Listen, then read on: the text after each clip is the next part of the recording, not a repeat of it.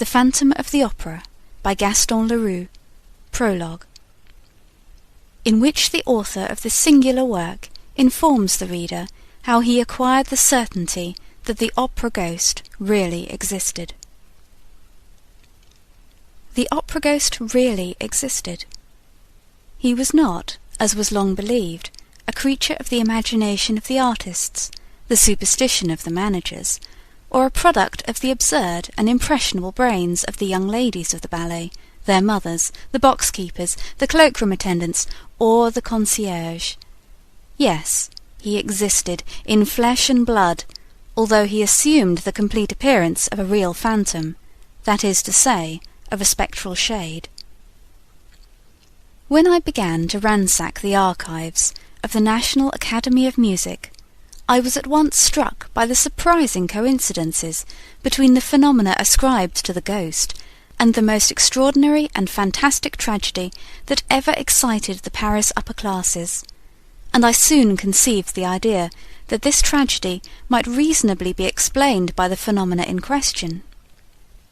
The events do not date more than 30 years back, and it would not be difficult to find at the present day, in the foyer of the ballet, old men of the highest respectability, men upon whose word one could absolutely rely, who would remember, as though they happened yesterday, the mysterious and dramatic conditions that attended the kidnapping of Christine Daaé, the disappearance of the Vicomte de Chagny, and the death of his elder brother, Count Philippe, whose body was found on the bank of the lake that exists in the lower cellars of the opera on the Rue Scribe side. But none of those witnesses had until that day thought that there was any reason for connecting the more or less legendary figure of the opera ghost with that terrible story. The truth was slow to enter my mind, puzzled by an inquiry that at every moment was complicated by events which at first sight might be looked upon as superhuman, and more than once I was within an ace of abandoning a task in which I was exhausting myself in the hopeless pursuit of a vain image. At last I received the proof that my presentiments had not deceived me, and I was rewarded for all my efforts on the day when I acquired the certainty that the opera ghost was more than a mere shade. On that day I had spent long hours over the memoirs of a manager, the light and frivolous work of the too sceptical Moncharmin, who, during his term at the opera, understood nothing of the mysterious behaviour of the ghost, and who was making all the fun of it that he could at the very moment when he became the first victim of the curious financial operation that went on inside the magic envelope. I had just left the library in despair, when I met the delightful acting manager of our National Academy, who stood chatting on a landing with a lively and well-groomed little old man, to whom he introduced me gaily. The acting manager knew all about my investigations, and how eagerly and unsuccessfully I had been trying to discover the whereabouts of the examining magistrate in the famous Chagny case, Monsieur Faure. Nobody knew what had become of him, alive or dead, and here he was, back from Canada, where he had spent 15 years, and the first thing he had done, on his return to Paris, was to come to the secretarial offices at the opera and ask for a free seat. The little old man was Monsieur Faure himself. We spent a good part of the evening together, and he told me the whole Chagny case, as he had understood it at the time. He was bound to conclude in favour of the madness of the Viscount, and the accidental death of the elder brother, for lack of evidence to the contrary, but he was nevertheless persuaded that a terrible tragedy had taken place between the two brothers in connection with Christine Daaé. He could not tell me what became of Christine or the Viscount. When I mentioned the ghost, he only laughed. He too had been told of the curious manifestations that seemed to point to the existence of an abnormal being, residing in one of the most mysterious corners of the opera, and he knew the story of the envelope. But he had never seen anything in it worthy of his attention as magistrate in charge of the Chagny case, and it was as much as he had done to listen to the evidence of a witness who appeared of his own accord and declared that he had often met the ghost. This witness was none other than the man whom all Paris called the Persian, and who was well known to every subscriber at the opera. The magistrate took him for a visionary. I was immensely interested by the story of the Persian. I wanted, if there were still time, to find this valuable and eccentric witness. My luck began to improve, and I discovered him in his little flat in the Rue de Rivoli, where he had lived ever since, and where he died 5 months after my visit. I was at first inclined to be suspicious, but when the Persian had told me, with childlike candour, all that he knew about the ghost, and had handed me the proofs of the ghost's existence, including the strange correspondence of Christine Daaé, to do as I pleased with, I was no longer able to doubt. No, the ghost was not a myth.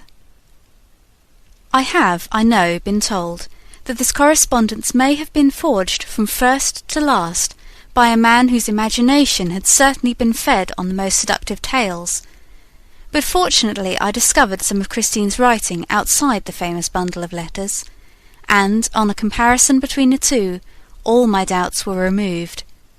I also went into the past history of the Persian, and found that he was an upright man, incapable of inventing a story that might have defeated the ends of justice.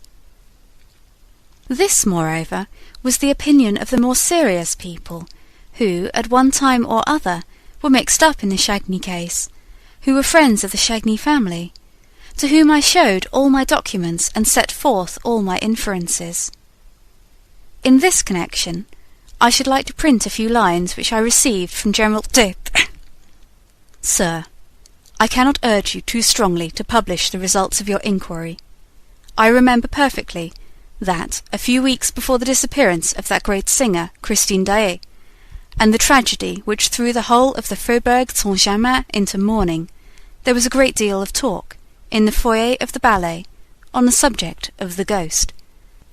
And I believe that it only ceased to be discussed in consequence of the later affair that excited us all so greatly. But, if it be possible, as, after hearing you, I believe, to explain the tragedy through the ghost, then I beg you, sir, to talk to us about the ghost again. Mysterious though the ghost may first appear, he will always be more easily explained than the dismal story in which malevolent people have tried to picture two brothers killing each other who had worshipped each other all their lives. Believe me, Ect. Lastly, with my bundle of papers in hand, I once more went over the ghost's vast domain, the huge building which he had made his kingdom.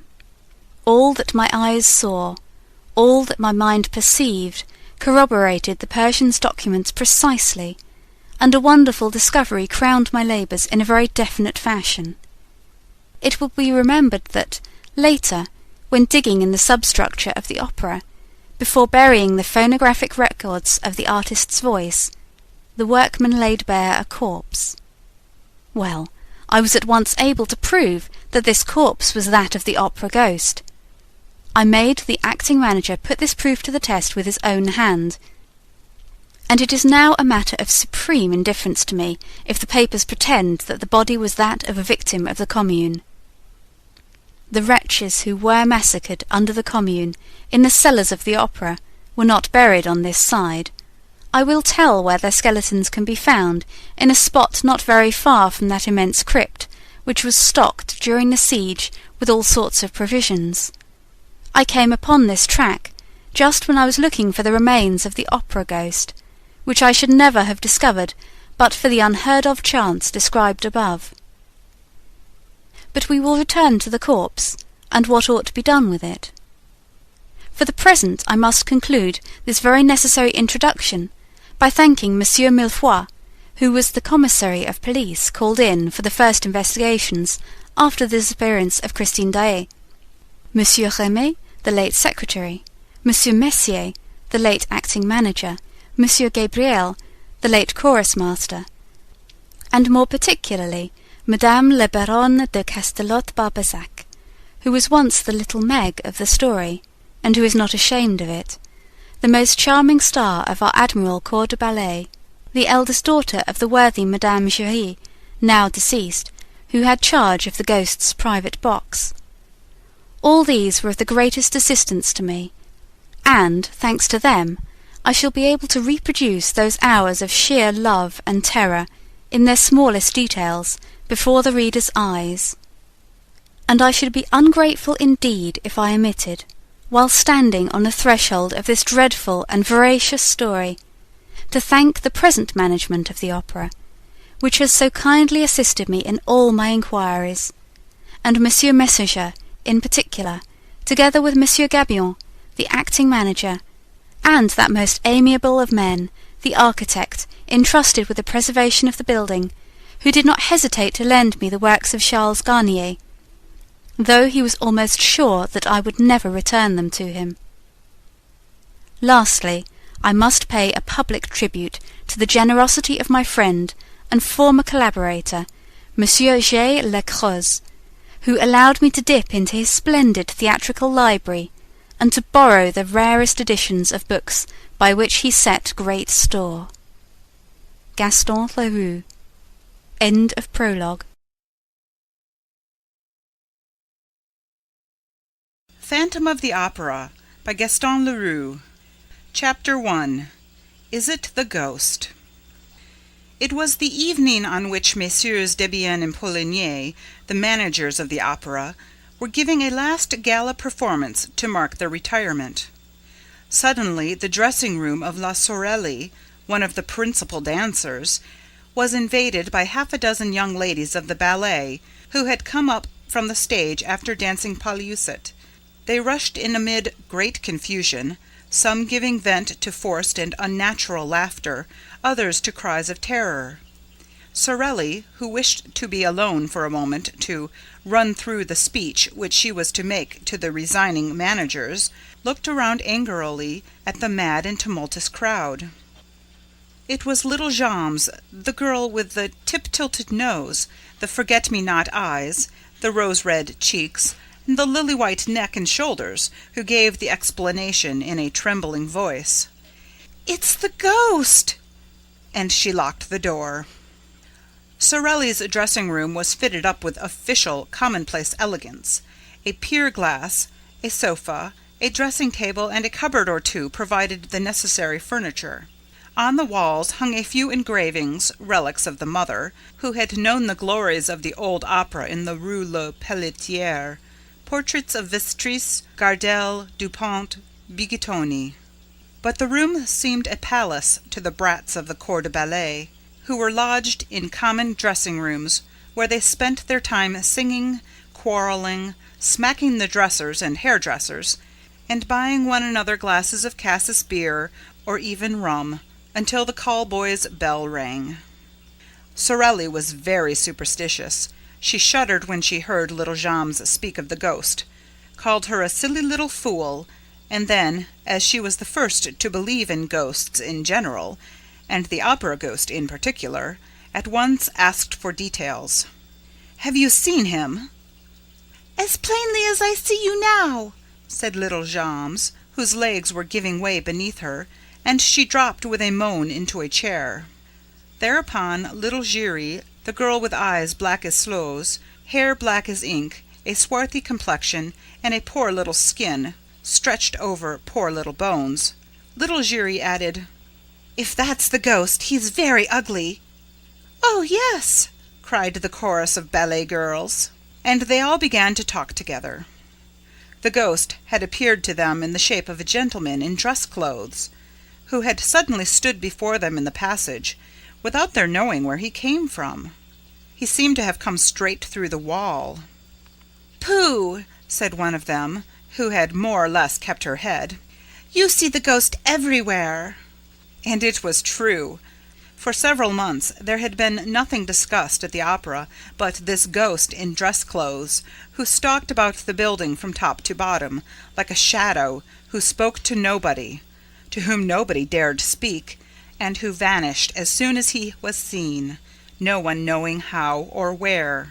As became a real ghost, He made no noise in walking. People began by laughing and making fun of this spectre, dressed like a man of fashion or an undertaker, but the ghost legend soon swelled to enormous proportions among the corps de ballet. All the girls pretended to have met this supernatural being more or less often, and those who laughed the loudest were not the most at ease. When he did not show himself, he betrayed his presence or his passing by accident, comic or serious, for which the general superstition held him responsible. Had anyone met with a fall, or suffered a practical joke at the hands of one or the other girls, or lost a powder puff, it was at once the fault of the ghost, of the opera ghost. After all, who had seen him? You meet so many men in dress clothes at the opera who are not ghosts, but this dress suit had a peculiarity of its own. It covered a skeleton. At least, so the ballet girls said, and of course it was a death's head. Was all this serious? The truth is that the idea of the skeleton came from the description of the ghost given by Joseph Buquet, the chief scene-shifter, who had really seen the ghost. He had run up against the ghost on the little staircase, by the footlights, which leads to the cellars. He had seen him for a second, for the ghost had fled, and to anyone who cared to listen to him he said, "He is extraordinarily thin, and his dress coat hangs on a skeleton frame. His eyes are so deep that you can hardly see the fixed pupils. You just see two big black holes, as in a dead man's skull. His skin, which is stretched across his bones like a drumhead, is not white, but a nasty yellow. His nose is so little worth talking about that you can't see it side-face, and the absence of that nose is a horrible thing to look at. All the hair he has is 3 or 4 long dark locks on his forehead and behind his ears." The chief scene-shifter was a serious, sober, steady man, very slow in imagining things. His words were received with interest and amazement, and soon there were other people to say that they too had met a man in dress clothes with a death's head on his shoulders. Sensible men who had wind of the story began by saying that Joseph Buquet had been the victim of a joke played by one of his assistants, and then, one after the other, there came a series of incidents so curious and so inexplicable that the very shrewdest people began to feel uneasy. For instance, a fireman is a brave fellow. He fears nothing, least of all fire. Well, the fireman in question, who had gone to make a round of inspection in the cellars, and who, it seems, had ventured a little farther than usual, suddenly reappeared on the stage, pale, scared, trembling, with his eyes starting out of his head, and practically fainted in the arms of the proud mother of little Jammes. Footnote: I have the anecdote, which is quite authentic, from Monsieur Pedro Guilhard himself, the late manager of the opera. End footnote. And why? Because he had seen coming toward him, at the level of his head, but without a body attached to it, a head of fire. And as I said, a fireman is not afraid of fire. The fireman's name was Pampin. The corps de ballet was flung into consternation. At first sight, this fiery head in no way corresponded with Joseph Buquet's description of the ghost. But the young ladies soon persuaded themselves that the ghost had several heads, which he changed about as he pleased, and of course they at once imagined that they were in the greatest danger. Once a fireman did not hesitate to faint, leaders and front row and back row girls alike had plenty of excuses for the fright that made them quicken their pace when passing some dark corner or ill-lighted corridor.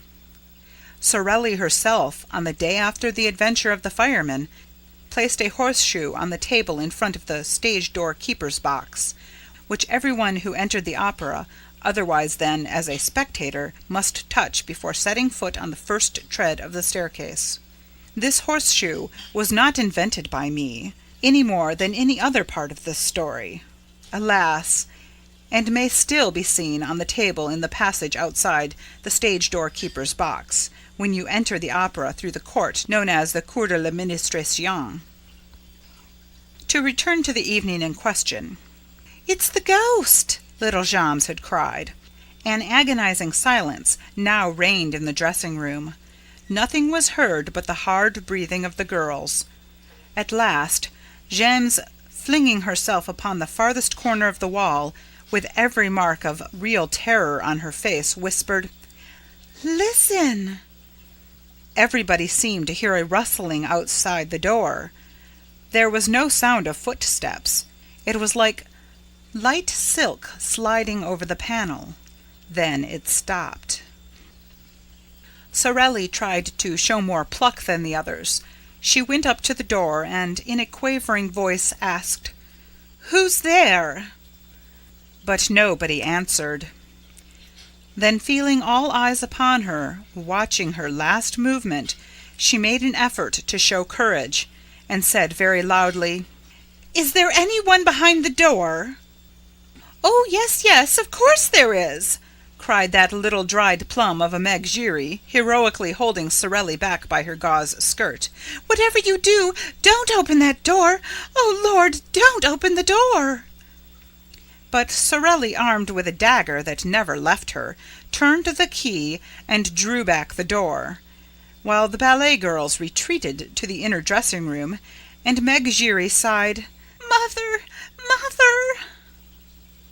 Sorelli looked into the passage bravely. It was empty. A glass flame in its glass prison cast a red and suspicious light into the surrounding darkness, without succeeding in dispelling it. And the dancer slammed the door again with a deep sigh. "No," she said, "there is no one there."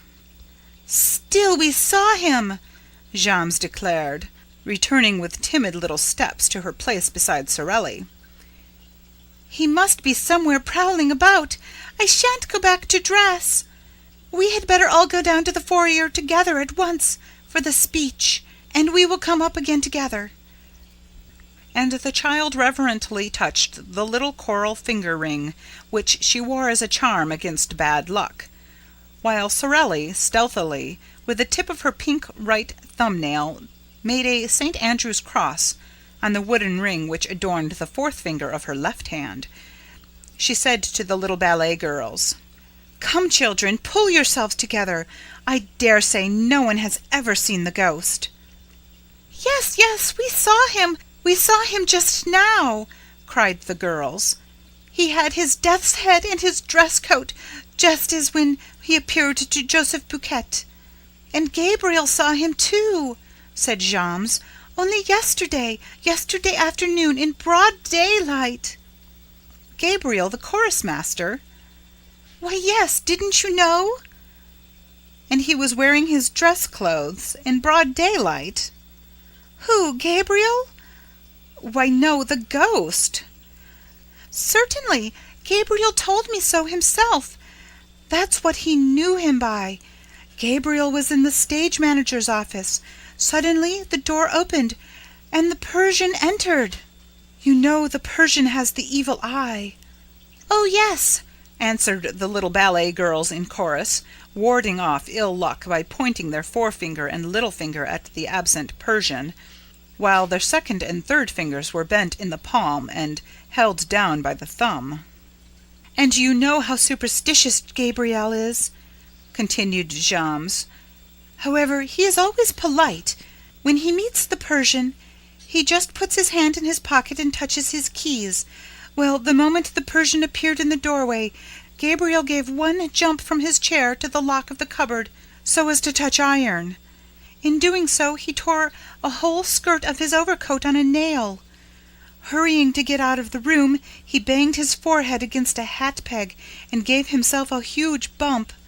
Then, suddenly stepping back, he skinned his arm on the screen near the piano. He tried to lean on the piano, but the lid fell on his hands and crushed his fingers.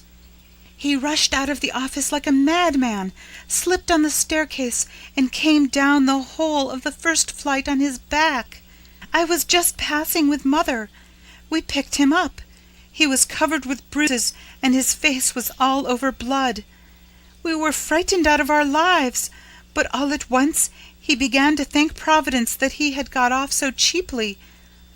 Then he told us what had frightened him. He had seen the ghost behind the Persian, the ghost with the death's head, just like Joseph Buquet's description." Jammes had told her story ever so quickly, as though the ghost were at her heels, and was quite out of breath at the finish. A silence followed, while Sorelli polished her nails in great excitement.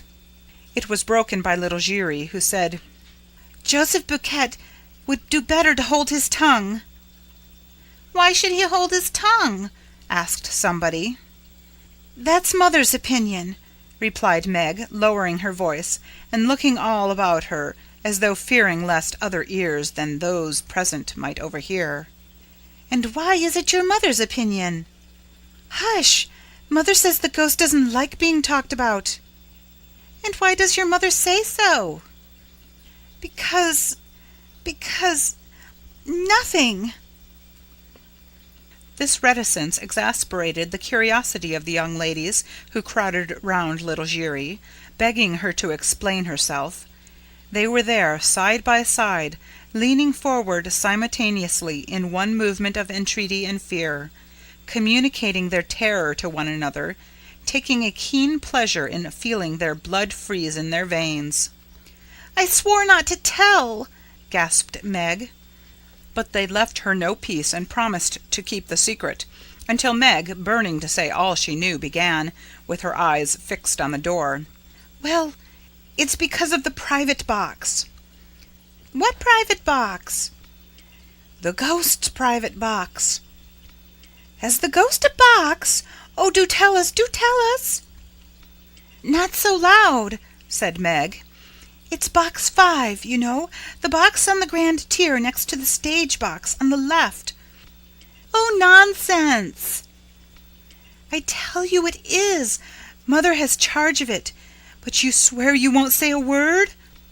Of course, of course." "Well, that's the ghost's box. No one has had it for over a month, except the ghost, and orders have been given at the box office that it must never be sold." "And does the ghost really come there?" "Yes." "Then somebody does come." "Why, no, the ghost comes, but there is nobody there." The little ballet girls exchanged glances. If the ghost came to the box, he must be seen, because he wore a dress coat and a death's head. This was what they tried to make Meg understand, but she replied, "That's just it. The ghost is not seen, and he has no dress coat and no head. All that talk about his death's head and his head of fire is nonsense. There's nothing in it. You only hear him when he is in the box. Mother has never seen him, but she has heard him. Mother knows because she gives him his program." Sorelli interfered. "Giry, child, you're getting at us." Thereupon little Giry began to cry. "I ought to have held my tongue if Mother ever came to know. But I was quite right. Joseph Buquet had no business to talk of things that don't concern him. It will bring him bad luck. Mother was saying so last night." There was a sound of hurried and heavy footsteps in the passage, and a breathless voice cried, "Cécile, Cécile, are you there?" "It's Mother's voice," said Jammes. "What's the matter?" She opened the door. A respectable lady, built on the lines of a Pomeranian grenadier, burst into the dressing-room and dropped groaning into a vacant armchair. Her eyes rolled madly in her brick-dust-colored face. "How awful!" she said. "How awful!" What? "Joseph Buquet." "What about him?" "Joseph Buquet is dead." The room became filled with exclamations, with astonished outcries, with scared requests for explanations. "Yes, he was found hanging in the third-floor cellar." "It's the ghost!" little Giry blurted, as though in spite of herself. But she at once corrected herself with her hands pressed to her mouth. No, I didn't say it. All around her, her panic-stricken companions repeated under their breaths, "Yes, it must be the ghost." Sorelli was very pale. "I shall never be able to recite my speech," she said. Ma Jammes gave her opinion while she emptied a glass of liquor that happened to be standing on a table. The ghost must have something to do with it. The truth is that no one ever knew how Joseph Buquet met his death. The verdict at the inquest was natural suicide. In his memoirs of manager Monsieur Moncharmin, one of the joint managers who succeeded Messieurs Debienne and Poligny describes the incident as follows. "A grievous accident spoiled the little party which Messieurs Debienne and Poligny gave to celebrate their retirement. I was in the manager's office when Mercer, the acting manager, suddenly came darting in. He seemed half mad and told me that the body of a scene-shifter had been found hanging in the third cellar under the stage, between a farmhouse and a scene from the Roi de Lahore. I shouted, 'Come and cut him down!' By the time I had rushed down the staircase and the Jacob's ladder, the man was no longer hanging from his rope. So this is an event which Monsieur Charmin thinks natural. A man hangs at the end of a rope. They go to cut him down. The rope has disappeared. Oh, Monsieur Moncharmin found a very simple explanation. Listen to him. It was just after the ballet, and leaders and dancing girls lost no time in taking their precautions against the evil eye. There you are. Picture the corps de ballet scuttling down the Jacob's ladder and dividing the suicide's rope among themselves in less time than it takes to write. When, on the other hand, I think of the exact spot where the body was discovered, the third cellar underneath the stage, imagine that somebody must have been interested in seeing that the rope disappeared after it had effected its purpose, and time will show if I am wrong." The horrid news soon spread all over the opera, where Joseph Buquet was very popular. The dressing-rooms emptied, and the ballet girls, crowding around Sorelli like timid sheep around their shepherdess, made for the foyer through the ill-lit passages and staircases, trotting as fast as their little pink legs could carry them.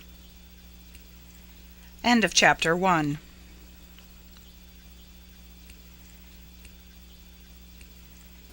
Phantom of the Opera by Gaston Leroux. Chapter 2. The New Margarita. On the first landing, Sorelli ran against the Comte de Chagny, who was coming upstairs. The Count, who was generally so calm, seemed greatly excited. "I was just going to you," he said, taking off his hat. "Oh, Sorelli, what an evening! And Christine Daaé, what a triumph!" "Impossible," said Meg Giry. "6 months ago she used to sing like a crock. But do let us get by, my dear Count," continues the brat with a saucy curtsy. "We are going to inquire after a poor man who was found hanging by the neck." Just then the acting manager came fussing past and stopped when he heard this remark. "What?" he exclaimed roughly. "Have you girls heard already? Well, please forget about it for tonight, and above all, don't let Monsieur Debienne and Monsieur Poligny hear. It would upset them too much on their last day." They all went on to the foyer of the ballet, which was already full of people. The Comte de Chagny was right. No gala performance ever equaled this one. All the great composers of the day had conducted their own works in turns. Faux and Krauss had sung, and on that evening Christine Daaé had revealed her true self, for the first time, to the astonished and enthusiastic audience. Junod had conducted the funeral march of a marionnette, Royer his beautiful overture to Siguar, Saint-Saëns the Danse Macabre, and a Reverie Orientale, Massenet an unpublished Hungarian march, Guiraud his Carnaval, Delibes the Valse Lente from Sylvia, and the Pizzicati from Coppelia. Mademoiselle Krauss had sung the bolero in the Vespri Siciliani, and Mademoiselle Denis Bloch the drinking song in Lucrezia Borgia. But the real triumph was reserved for Christine Daaé, who had begun by singing a few passages from Romeo and Juliet. It was the first time that the young artist sang in this work of Gounod, which had not been transferred to the opera, and which was revived at the Opéra Comique after it had been produced at the old Theatre Lyrique by Madame Carvalho. Those who heard her say that her voice in these passages was seraphic, but this was nothing to the superhuman notes that she gave forth in the prison scene and the final trio in Faust, which she sang in the place of La Carlotta, who was ill. No one had ever heard or seen anything like it. Daaé revealed a new Margarita that night, a Margarita of a splendor, a radiance hitherto unsuspected.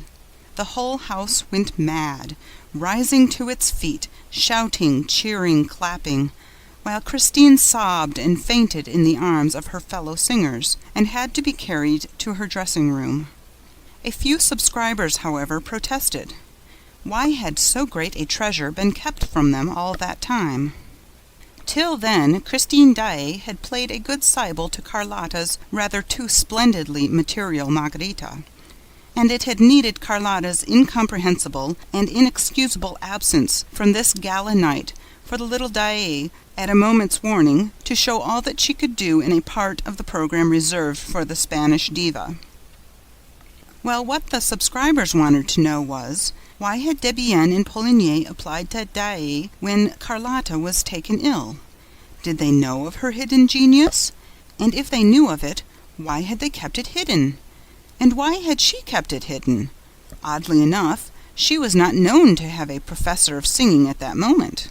She had often said she meant to practice alone for the future. The whole thing was a mystery. The Comte de Chagny, standing up in his box, listened to all this frenzy, and took part in it by loudly applauding. Philippe Georges Marie Comte de Chagny was just 41 years of age. He was a great aristocrat and a good-looking man, above middle height and with attractive features, in spite of his hard forehead and rather cold eyes. He was exquisitely polite to the women, and a little haughty to the men, who did not always forgive him for his successes in society. He had an excellent heart and an irreproachable conscience. On the death of old Count Philibert, he became the head of one of the oldest and most distinguished families in France, whose arms dated back to the 14th century. The Chagnys owned a great deal of property, and when the old count, who was a widower, died, it was no easy task for Philippe to accept the management of so large an estate. His two sisters and his brother Raoul would not hear of a division and waived their claim to their shares, leaving themselves entirely in Philippe's hands, as though the right of primogeniture had never ceased to exist.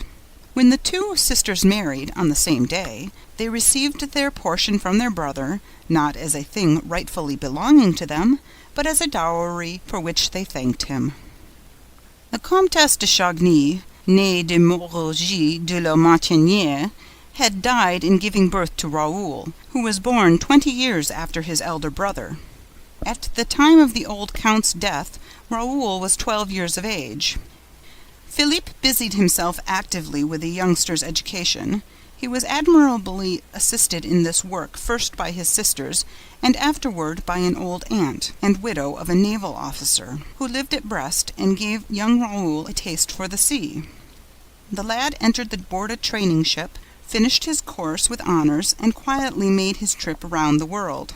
Thanks to powerful influence, he had just been appointed a member of the official expedition on board the Requin, which was to be sent to the Arctic Circle in search of the survivors of the D'Artois expedition, of whom nothing had been heard for 3 years. Meanwhile, he was enjoying a long furlough which would not be over for 6 months, and already the dowagers of the Faubourg Saint-Germain were pitying the handsome and apparently delicate stripling for the hard work in store for him. The shyness of the sailor lad, I was almost saying his innocence, was remarkable. He seemed to have but just left the women's apron strings. As a matter of fact, petted as he was by his two sisters and his old aunt, He had retained from this purely feminine education manners that were almost candid and stamped with a charm that nothing had yet been able to sully. He was a little over 21 years of age and looked 18. He had a small, fair mustache, beautiful blue eyes, and a complexion like a girl's. Philippe spoiled Raoul. To begin with, he was very proud of him and pleased to foresee a glorious career for his junior in the navy in which one of his ancestors, the famous Chagny de la Roche, had held the rank of admiral. He took advantage of the young man's leave of absence to show him Paris, with all its luxurious and artistic delights. The Count considered that, at Raoul's age, it is not good to be too good. Philippe himself had a character that was very well balanced in work and pleasure alike. His demeanor was always faultless, and he was incapable of setting his brother a bad example. He took him with him wherever he went. He even introduced him to the foyer of the ballet. I know that the Count was said to be on terms with Sorelli, but it could hardly be reckoned as a crime for this nobleman, a bachelor with plenty of leisure, especially since his sisters were settled, to come and spend an hour or two after dinner in the company of a dancer, who, though not so very, very witty, had the finest eyes that were ever seen. And besides, there are places where a true Parisian, when he has the rank of the Comte de Chagny, is bound to show himself. And at that time the foyer of the ballet at the opera was one of those places. Lastly, Philippe would perhaps not have taken his brother behind the scenes of the opera if Raoul had not been the first to ask him, repeatedly renewing his request with a gentle obstinacy which the Count remembered at a later date. On that evening, Philippe, after applauding the Daaé, turned to Raoul and saw that he was quite pale. "Don't you see," said Raoul, "that the woman's fainting?" "You look like fainting yourself," said the Count. "What's the matter?" But Raoul had recovered himself and was standing up. "Let's go and see," he said. "She never sang like that before." The Count gave his brother a curious, smiling glance and seemed quite pleased. They were soon at the door leading from the house to the stage. Numbers of subscribers were slowly making their way through. Raoul tore his gloves without knowing what he was doing, and Philippe had much too kind a heart to laugh at him for his impatience. But he now understood why Raoul was absent-minded when spoken to, and why he always tried to turn every conversation to the subject of the opera. They reached the stage and pushed through the crowd of gentlemen, scene-shifters, supers, and chorus girls, Raoul leading the way, feeling that his heart no longer belonged to him, his face set with passion, while Count Philippe followed him with difficulty and continued to smile. At the back of the stage, Raoul had to stop before the inrush of the little troupe of ballet girls who blocked the passage which he was trying to enter. More than one chaffing phrase darted from little made-up lips, to which he did not reply, and at last he was able to pass, and dived into the semi-darkness of a corridor ringing with the name of Daaé, Daaé. The Count was surprised to find that Raoul knew the way. He had never taken him to Christine's himself, and came to the conclusion that Raoul must have gone there alone while the Count stayed talking in the foyer with Sorelli, who often asked him to wait until it was her time to go on, and sometimes handed him the little gaiters in which she ran down from her dressing-room to preserve the spotlessness of her satin dancing shoes and her flesh-colored tights. Sorelli had an excuse. She had lost her mother. Postponing his usual visit to Sorelli for a few minutes, the Count followed his brother down the passage that led to Daaé's dressing-room, and saw that it had never been so crammed as on that evening, when the whole house seemed excited by her success, and also by her fainting fit. For the girl had not yet come to, and the doctor of the theatre had just arrived at the moment when Raoul entered at his heels. Christine, therefore, received the first aid of the one, while opening her eyes in the arms of the other. The Count and many more remained crowding in the doorway. "Don't you think, doctor, that those gentlemen had better clear the room?" asked Raoul coolly. "There's no breathing here." "You're quite right," said the doctor, and he sent every one away except Raoul and the maid, who looked at Raoul with eyes of the most undisguised astonishment. She had never seen him before, and yet dared not question him. and the doctor imagined that the young man was only acting as he did because he had the right to. The Viscount, therefore, remained in the room watching Christine as she slowly returned to life, while even the joint managers, Debienne and Poligny, who had come to offer their sympathy and congratulations, found themselves thrust into the passage among the crowd of dandies. The Comte de Chagny, who was one of those standing outside, laughed. "Oh, the rogue," and he added under his breath, "those youngsters with their schoolgirl airs, so he's a Chagny after all." He turned to go to Sorelli's dressing room, but met her on the way, with her little troop of trembling ballet girls, as we have seen. Meanwhile, Christine Daaé uttered a deep sigh, which was answered by a groan. She turned her head, saw Raoul, and started. She looked at the doctor, on whom she bestowed a smile, then at her maid, then at Raoul again. "Monsieur," she said, in a voice not much above a whisper, "who are you?" "Mademoiselle," replied the young man, kneeling on one knee, and pressing a fervent kiss on the diva's hand, "I am the little boy who went in the sea to rescue your scarf." Christine again looked at the doctor and the maid, and all three began to laugh. Raoul turned very red and stood up. "Mademoiselle," he said, "since you are pleased not to recognize me, I should like to say something to you in private, something very important." "When I am better, do you mind?" And her voice shook. "You have been very good." "Yes, you must go," said the doctor, with his pleasantest smile. "Leave me to attend to mademoiselle." "I am not ill now," said Christine suddenly, with strange and unexpected energy.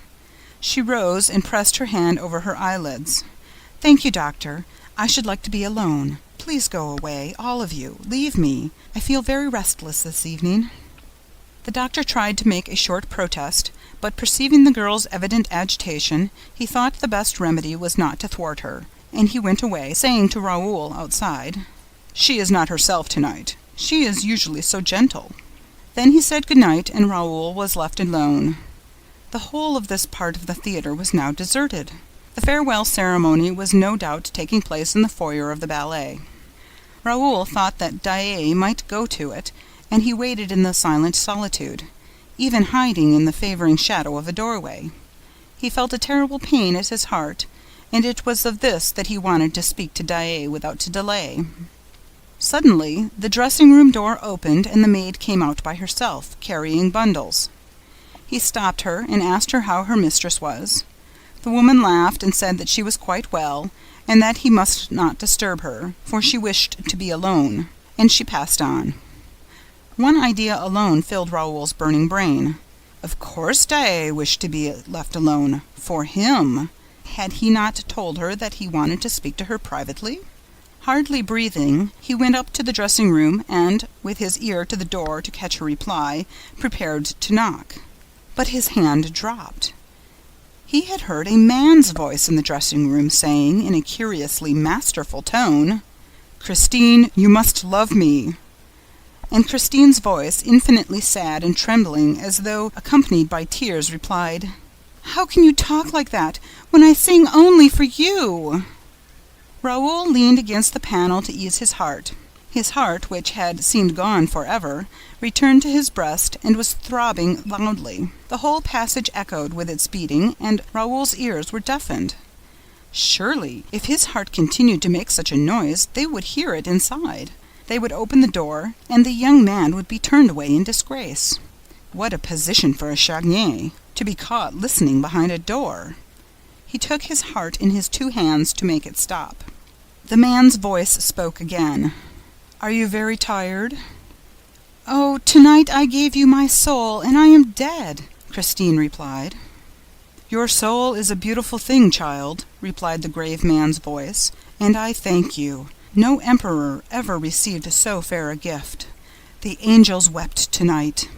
Raoul heard nothing after that.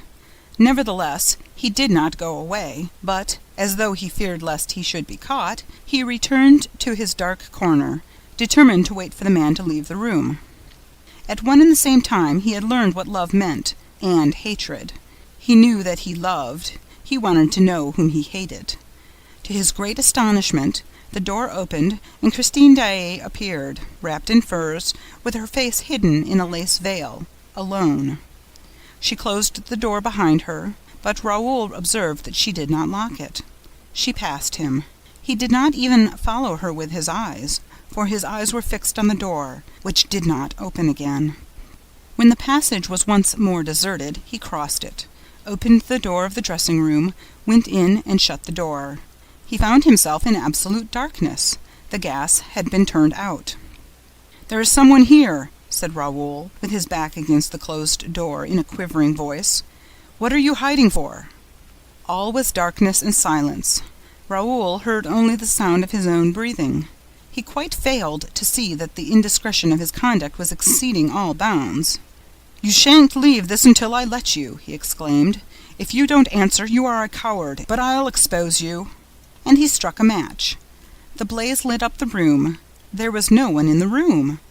Raoul, first turning the key in the door, lit the gas jets. He went into the dressing-closet, opened the cupboards, hunted about, felt the walls with his moist hands. Nothing. "Look here," he said aloud. "Am I going mad?" He stood for 10 minutes, listening to the gas flaring in the silence of the empty room. Lover though he was, he did not even think of stealing a ribbon that would have given him the perfume of the woman he loved. He went out, not knowing what he was doing nor where he was going. At a given moment in his wayward progress, an icy draught struck him in the face. He found himself at the bottom of a staircase, down which, behind him, a procession of workmen were carrying a sort of stretcher, covered with a white sheet. "Which is the way out, please?" he asked of one of the men. "Straight in front of you. The door is open. But let us pass." Pointing to the stretcher, he said mechanically, "What's that?" The workman answered, "That is Joseph Buquet, who was found in the 3rd cellar, hanging between a farmhouse and a scene from the Roi de Lahore." He took off his hat, fell back to make room for the procession, and went out. End of chapter 2.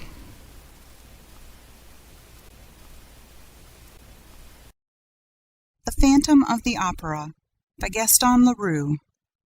Chapter 3. The Mysterious Reason. During this time, the farewell ceremony was taking place. I have already said that this magnificent function was being given on the occasion of the retirement of M. Debienne and M. Poligny, who had determined to die game, as we say nowadays.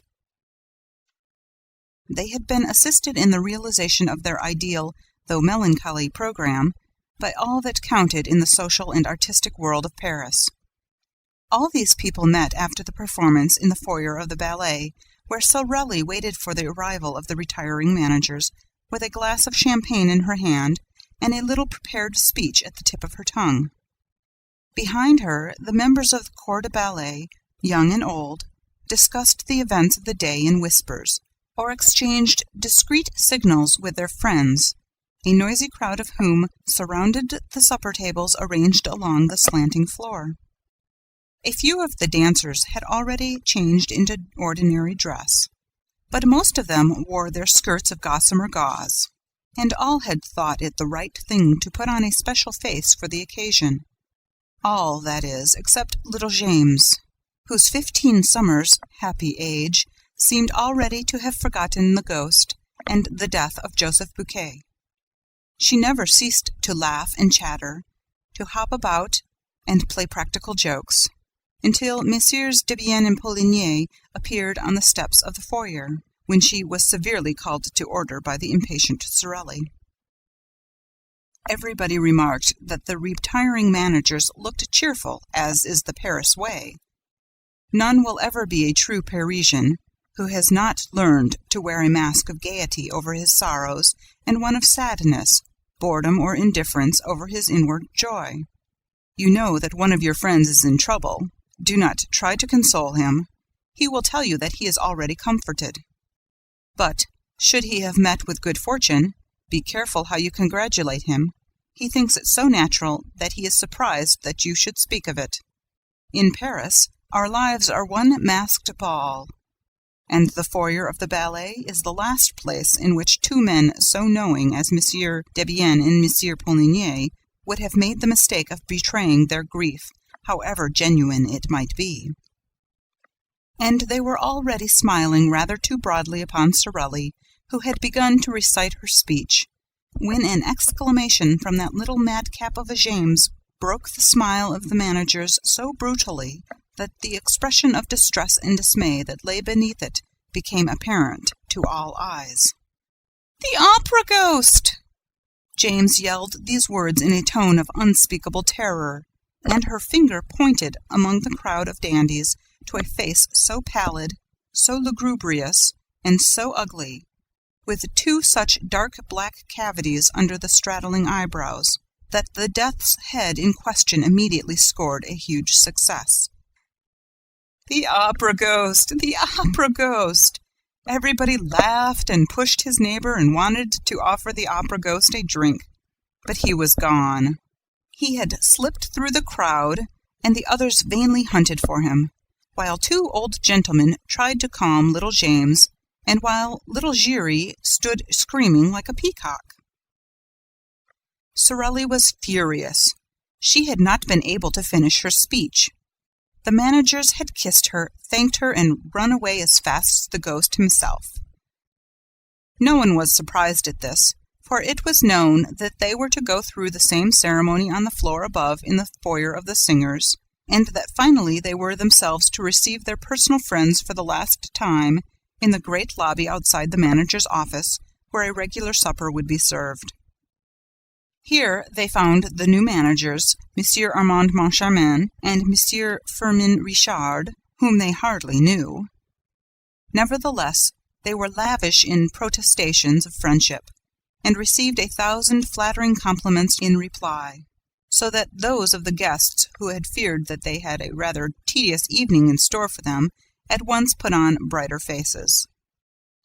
The supper was almost gay, and a particularly clever speech of the representative of the government, mingling the glories of the past with the successes of the future, caused the greatest cordiality to prevail.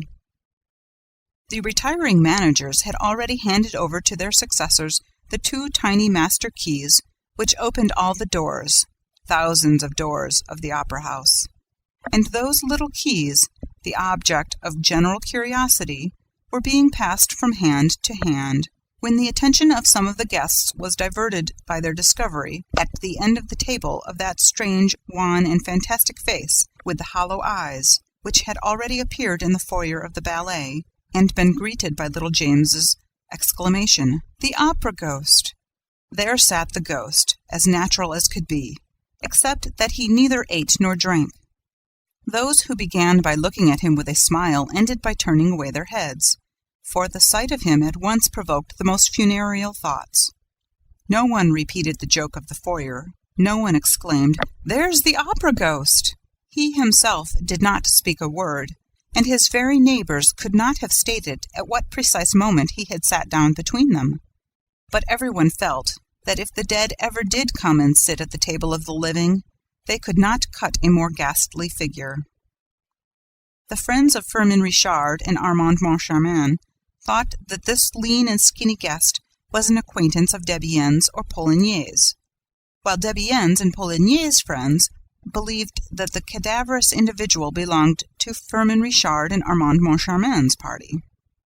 The result was that no request was made for an explanation, no unpleasant remark, no joke in bad taste, which might have offended the visitor from the tomb.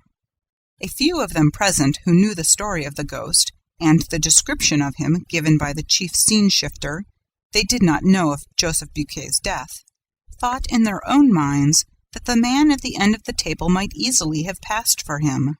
And yet, according to the story, the ghost had no nose, and the person in question had. But Monsieur Moncharmin declares in his memoirs that the guest's nose was transparent. Long, thin, and transparent are his exact words. I, for my part, will add that this might very well apply to a false nose. Monsieur Moncharmin may have taken for transparency what was only shininess. Everybody knows that orthopedic science provides beautiful false noses for those who have lost their noses naturally or as the result of an operation. Did the ghost really take a seat at the manager's supper table that night uninvited? And can we be sure that the figure was that of the opera ghost himself? Who would venture to assert as much? I mention the incident, not because I wished for a second to make the reader believe, or even to try to make him believe, that the ghost was capable of such a sublime piece of impudence, but because, after all, the thing is impossible. Monsieur Armand Moncharmin, in Chapter 11 of his Memoirs, says, "When I think of this first evening, I cannot separate the secret confided to us by Messieurs Debienne and Poligny in their office from the presence at our supper of that ghostly person whom none of us knew. What happened was this. Messieurs Debienne and Poligny, sitting at the centre of the table, had not seen the man with the death's head. Suddenly he began to speak. 'The ballet girls are right,' he said. 'The death of that poor Bouquet is perhaps not so natural as people think.' Debienne and Poligny gave a start. 'Is Bouquet dead?' they cried. 'Yes,' replied the man, or the shadow of a man, quietly. 'He was found this evening hanging in the third cellar, between a farmhouse and a scene from the Roi de Lahore.' The two managers, or rather ex-managers, at once rose and stared strangely at the speaker. They were more excited than they need have been, that is to say, more excited than anyone need be by the announcement of the suicide of a chief scene-shifter. They looked at each other. They had both turned whiter than the tablecloth. At last Debienne made a sign to Messieurs Richard and Moncharmin. Poligny muttered a few words of excuse to the guests, and all four went into the manager's office. I leave Monsieur Moncharmin to complete the story. In his memoirs he says, "Messieurs Debienne and Poligny seemed to grow more and more excited, and they appeared to have something very difficult to tell us. First they asked us if we knew the man sitting at the end of the table who told them of the death of Joseph Bouquet, and when we answered in the negative, they looked still more concerned. They took the master keys from our hands, stared at them for a moment, and advised us to have new locks made, with the greatest secrecy, for the rooms, closets, and presses that we might wish to have hermetically closed. They said this so funny that we began to laugh, and to ask if there were thieves at the opera. They replied that there was something worse, which was the ghost. We began to laugh again, feeling sure that they were indulging in some joke that was intended to crown our little entertainment. Then, at their request, we became serious, resolving to humour them, and to enter into the spirit of the game. They told us that they never would have spoken to us of the ghost, if they had not received formal orders from the ghost himself, to ask us to be pleasant to him and to grant any request that he might make. However, in their relief at leaving a domain where that tyrannical shade held sway, they had hesitated until the last moment to tell us this curious story, which our sceptical minds were certainly not prepared to entertain.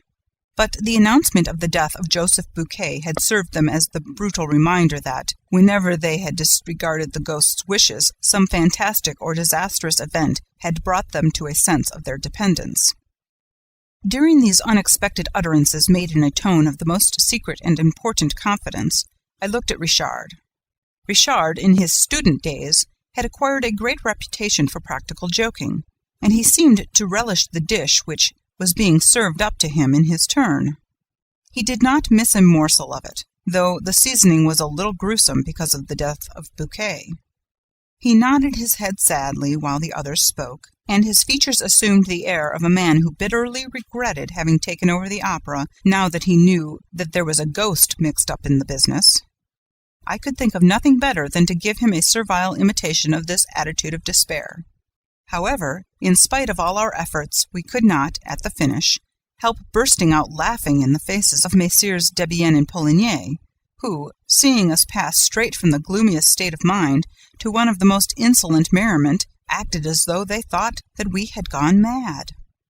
The joke became a little tedious, and Richard asked half seriously and half in jest, "But, after all, what does this ghost of yours want?" Monsieur Poligny went to his desk and returned with a copy of the memorandum book. The memorandum book begins with the well-known words saying that the management of the opera shall give to the performance of the National Academy of Music the splendor that becomes the first lyric stage in France, and ends with clause 98, which says that the privilege can be withdrawn if the manager infringes the conditions stipulated in the memorandum book. This is followed by the conditions, which are 4 in number.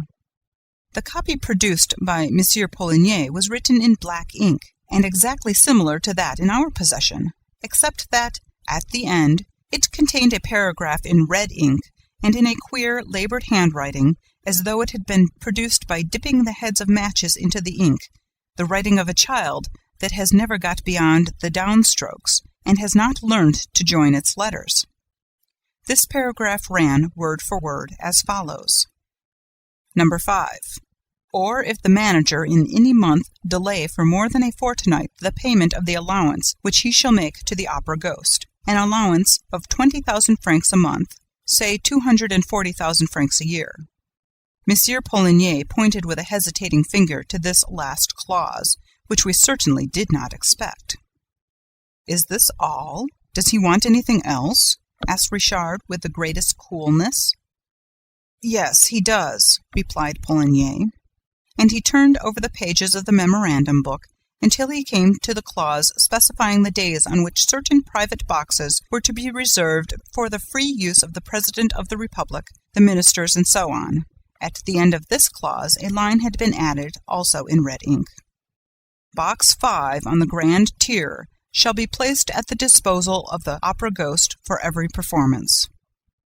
When we saw this, there was nothing else for us to do but to rise from our chairs, shake our 2 predecessors warmly by the hand, and congratulate them on thinking of this charming little joke, which proved that the old French sense of humour was never likely to become extinct. Richard added that he now understood why Messieurs Debienne and Poligny were retiring from the management of the National Academy of Music. Business was impossible with so unreasonable a ghost. Certainly 240,000 francs are not to be picked up for the asking, said Monsieur Poligny, without moving a muscle of his face. And have you considered what the loss over box 5 meant to us? We did not sell it once, and not only that, but we had to return the subscription. Why, it's awful.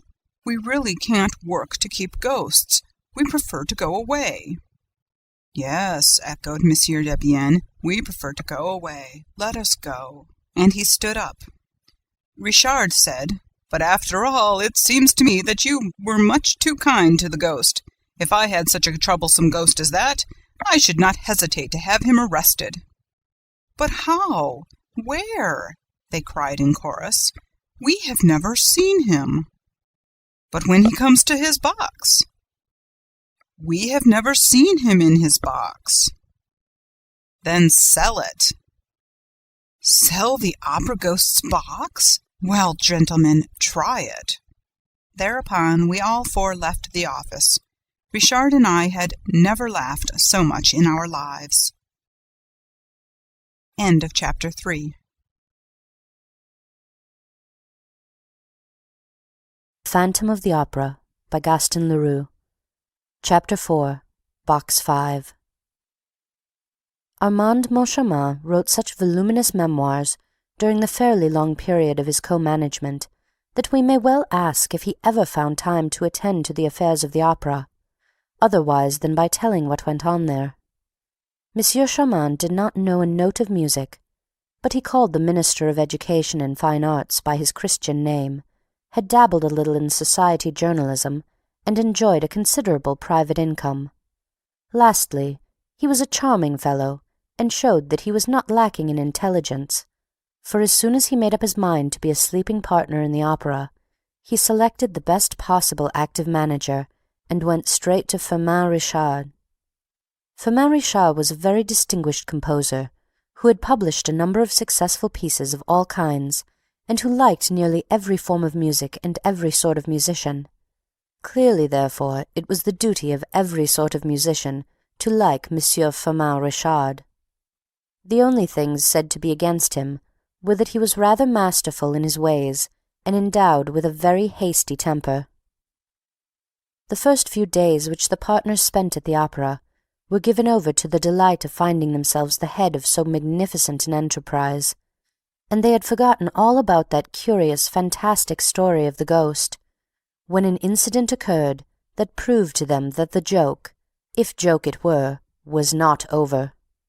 Monsieur Firmin Richard reached his office that morning at 11 o'clock. His secretary, Monsieur Remy, showed him half a dozen letters which he had not opened because they were marked private. One of the letters had at once attracted Richard's attention, not only because the envelope was addressed in red ink, but because he seemed to have seen the writing before.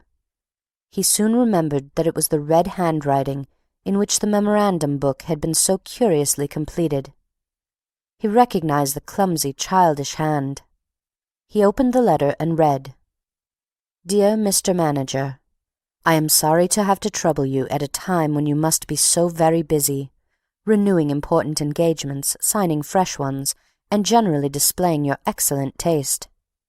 I know what you have done for Carlotta, Sorelli, and little Jammis, and for a few others whose admirable qualities of talent or genius you have suspected.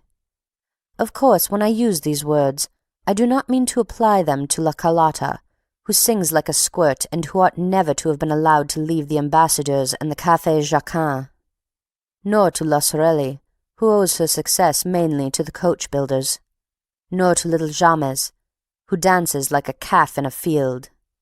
And I am not speaking of Christine Daaé either, though her genius is certain, whereas your jealousy prevents her from creating any important part. When all is said, you are free to conduct your little business as you think best, are you not? All the same, I should like to take advantage of the fact that you have not yet turned Christine Daaé out of doors by hearing her this evening in the part of Cybele, as that of Margarita has been forbidden her since her triumph of the other evening.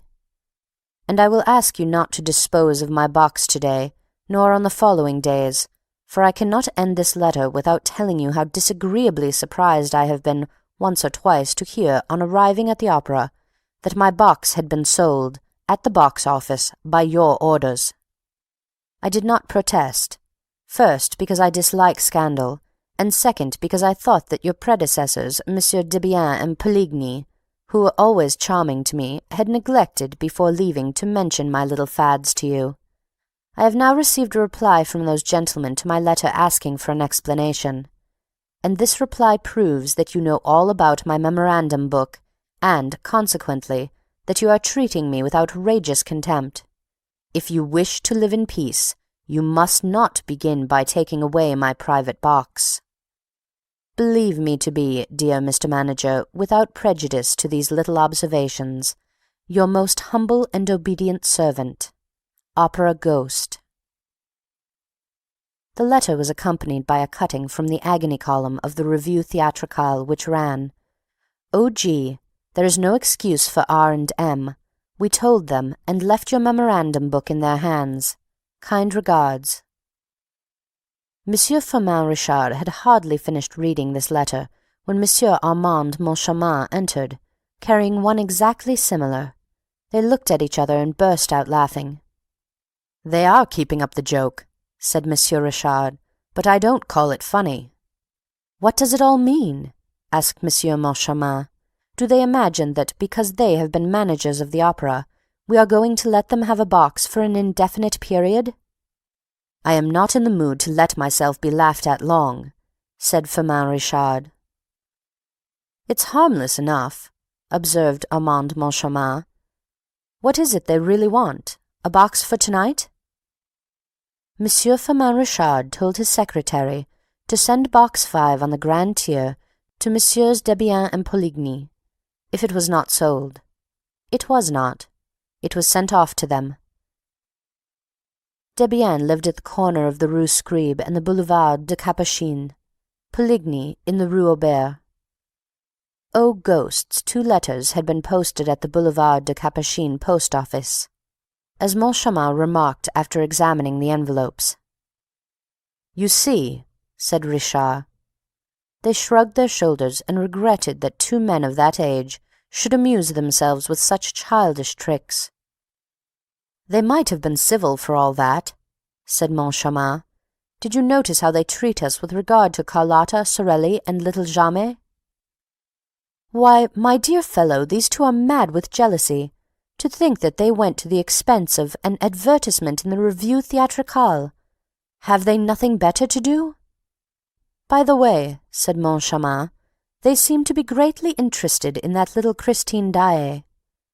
"You know as well as I do that she has the reputation of being quite good," said Richard.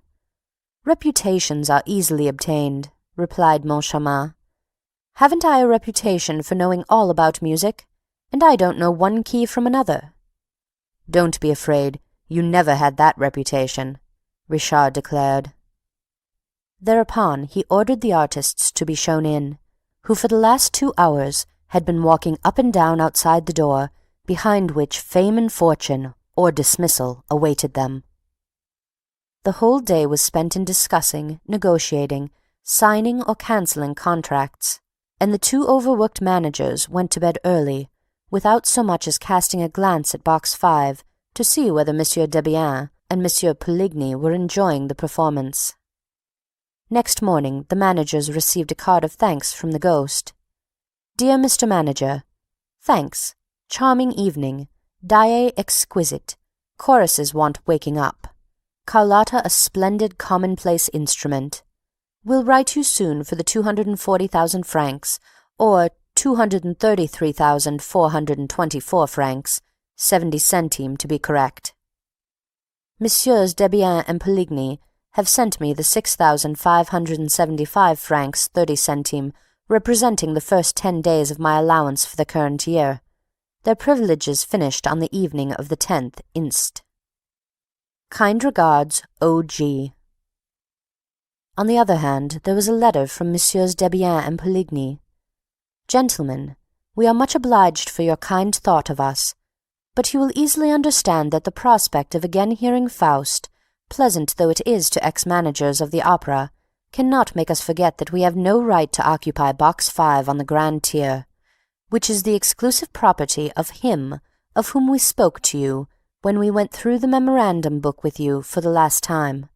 See clause 98, final paragraph. Accept, gentlemen, etc." "Oh, those fellows are beginning to annoy me," shouted Firmin Richard, snatching up the letter. And that evening Box 5 was sold. The next morning Messieurs Richard and Moncharmin, on reaching their office, found an inspector's report relating to an incident that had happened the night before in Box 5. I give the essential part of the report. "I was obliged to call in a municipal guard twice this evening to clear Box 5 on the grand tier, once at the beginning and once in the middle of the second act. The occupants, who arrived as the curtain rose on the second act, created a regular scandal by their laughter and their ridiculous observations. There were cries of hush all around them, and the whole house was beginning to protest when the box-keeper came to fetch me. I entered the box and said what I thought necessary. The people did not seem to me to be in their right mind, and they made stupid remarks. I said that if the noise was repeated, I should be compelled to clear the box. The moment I left I heard the laughing again, with fresh protests from the house. I returned with a municipal guard who turned them out. They protested, still laughing, saying they would not go unless they had their money back. At last they became quiet, and I allowed them to enter the box again. The laughter at once recommenced, and this time I had them turned out definitely. "Send for the inspector," said Richard to his secretary, who had already read the report and marked it with blue pencil. Monsieur Remy, the secretary, had foreseen the order and called the inspector at once. "Tell us what happened," said Richard bluntly. The inspector began to splutter and referred to the report. "Well, but what were those people laughing at?" asked Moncharmin. "They must have been dining, sir. They seemed more inclined to lark about than to listen to good music. The moment they entered the box, they came out again and called the box-keeper, who asked them what they wanted. They said, 'Look in the box. There's no one there, is there?' 'No,' said the woman. Well, they said, we went in, we heard a voice saying that the box was taken.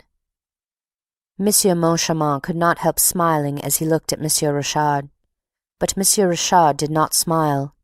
He himself had done too much in that way in his time not to recognize in the inspector's story all the marks of one of those practical jokes which begin by amusing and end by enraging the victims.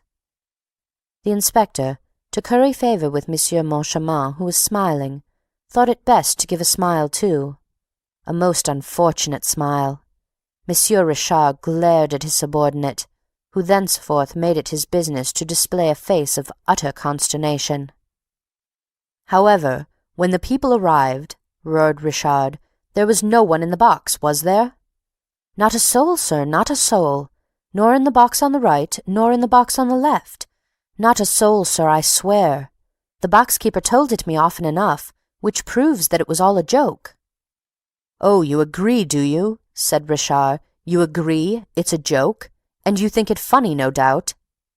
I think it in very bad taste, sir. And what did the box-keeper say? Oh, she just said that it was the opera ghost. That's all she said. And the inspector grinned. But he soon found that he had made a mistake in grinning, for the words had no sooner left his mouth than Monsieur Richard, from gloomy, became furious. Send for the box-keeper, he shouted. Send for her this minute, and bring her to me in here, and turn all those people out. The inspector tried to protest, but Richard closed his mouth with an angry order to hold his tongue. Then, when the wretched man's lips seemed shut forever, the manager commanded him to open them once more. Who is this opera ghost? He snarled. But the inspector was by this time incapable of speaking a word. He managed to convey, by a despairing gesture, that he knew nothing about it, or rather that he did not wish to know. Have you ever seen him? Have you ever seen the opera ghost? The inspector, by means of a vigorous shake of the head, denied ever having seen the ghost in question. Very well, said Monsieur Richard coldly. The inspector's eyes started out of his head, as though to ask why the manager had uttered that ominous very well. Because I'm going to settle the account of anyone who has not seen him, explained the manager. As he seems to be everywhere, I can't have people telling me that they have seen him nowhere. I like people to work for me when I employ them. Having said this, Monsieur Richard paid no attention to the inspector, and discussed various matters of business with his acting manager, who had entered the room meanwhile. The inspector thought he could go, and was gently, oh, so gently, sidling toward the door, when Monsieur Richard nailed the man to the floor with a thundering, "Stay where you are!" Monsieur Remy had sent for the box-keeper to the Rue de Provence, close to the Opera, where she was engaged as a porteress. She soon made her appearance. "What is your name?" "Madame Giry. You know me well enough, sir. I'm the mother of little Giry, little Meg, what?" This was said in so rough and solemn a tone that for a moment Monsieur Richard was impressed. He looked at Madame Giry in her faded shawl, her worn shoes, her old taffeta dress and dingy bonnet. It was quite evident from the manager's attitude that he either did not know or could not even remember having met Madame Giry, nor even little Giry, nor even little Meg. But Madame Giry's pride was so great that the celebrated box-keeper imagined that everybody knew her. "Never heard of her," the manager declared, "but that's no reason, Madame Giry, why I shouldn't ask you what happened last night to make you and the inspector call in a municipal guard." "I was just wanting to see you, sir, and talk to you about it, so that you mightn't have the same unpleasantness as Monsieur Debienne and Monsieur Poligny. They wouldn't listen to me either, at first." "I'm not asking you about all that. I'm asking what happened last night." Madame Giry turned purple with indignation. Never had she been spoken to like that. She rose as though to go, gathering up the folds of her skirt and waving the feathers of her dingy bonnet with dignity. But, changing her mind, she sat down again and said in a haughty voice, I'll tell you what happened. The ghost was annoyed again." Thereupon, as Monsieur Richard was on the point of bursting out, Monsieur Moncharmin interfered and conducted the interrogatory, whence it appeared that Madame Giry thought it quite natural that a voice should be heard to say that a box was taken when there was nobody in the box. She was unable to explain this phenomenon, which was not new to her, except by the invention of the ghost. Nobody could see the ghost in his box, but everybody could hear him. She had often heard him, and they could believe her, for she always spoke the truth. They could ask Monsieur Debienne and Monsieur Poligny, and anybody who knew her, and also Monsieur Isidore Sac, who had had a leg broken by the ghost. "Indeed," said Moncharmin, interrupting her. "Did the ghost break poor Isidore Sac's leg?" Madame Giry opened her eyes with astonishment at such ignorance. However, she consented to enlighten those two poor innocents. The thing had happened in Monsieur Debienne and Monsieur Poligny's time, also in Box 5, and also during a performance of Faust. Madame Giry coughed, cleared her throat, it sounded as though she were preparing to sing the whole of Gounod's score, and began. "It was like this, sir. That night Monsieur Maniera and his lady, the jewellers in the Rue Mogador, were sitting in front of the box with their great friend Monsieur Isidore Sac, sitting behind Madame Maniera. Mephistopheles was singing. Madame Giry here burst into song herself. Caterina, while you play at sleeping. And then Monsieur Maniera heard a voice in his right ear. His wife was on his left, saying, "Ha ha, Julie's not playing at sleeping." His wife happened to be called Julie. So, Monsieur Maniera turns to the right to see who's talking to him like that. Nobody there. He rubs his ear and asks himself if he's dreaming. Then Mephistopheles went on with his serenade. But perhaps I'm boring you, gentlemen. No, go on. You are too good, gentlemen, with a smirk. Well, then, Mephistopheles went on with his serenade. Madame Giry burst into song again. Saint, unclose thy portals holy, and accord the bliss to a mortal bending lowly of a pardon kiss. And then Monsieur Maniera again hears the voice in his right ear, saying this time, "Ha ha, Julie wouldn't mind according a kiss to Isidore." Then he turns round again, but this time to his left, and what do you think he sees? Isidore, who has taken his lady's hand and was covering it with kisses through the little round place in the glove. Like this, gentlemen, rapturously kissing the bit of palm left bare in the middle of her thread gloves. Then they had a lively time between them. Bang, bang, Monsieur Maniera, who was big and strong, like you, Monsieur Richard, gave 2 blows to Monsieur Isidore Sac, who was small and weak, like Monsieur Moncharmin, saving his presence. There was a great uproar. People in the house shouted, "That will do! Stop them! He'll kill him!" Then at last Monsieur Isidore Sac managed to run away. "Then the ghost had not broken his leg?" asked Monsieur Moncharmin, a little vexed that his figure had made so little an impression on Madame Giry. "He did break it for him, sir," replied Madame Giry haughtily. "He broke it for him on the grand staircase, which he ran down too fast, sir, and it will be long before the poor gentleman will be able to go up it again." "Did the ghost tell you what he said in Monsieur Maniera's right ear?" asked Monsieur Chamant, with a gravity which he thought exceedingly humorous. "No, sir, it was Monsieur Maniera himself, so—" "But you have spoken to the ghost, my good lady?" "As I am speaking to you now, my good sir," Madame Giry replied. "And when the ghost speaks to you, what does he say?" "Well, he tells me to bring him a footstool." This time Richard burst out laughing, as did Moncharmin and Remy, the secretary. Only the inspector, warned by experience, was careful not to laugh, while Madame Giry ventured to adopt an attitude that was positively threatening. "Instead of laughing," she cried indignantly, You'd do better to do as Mr. Poligny did, who found out for himself." "Found out about what?"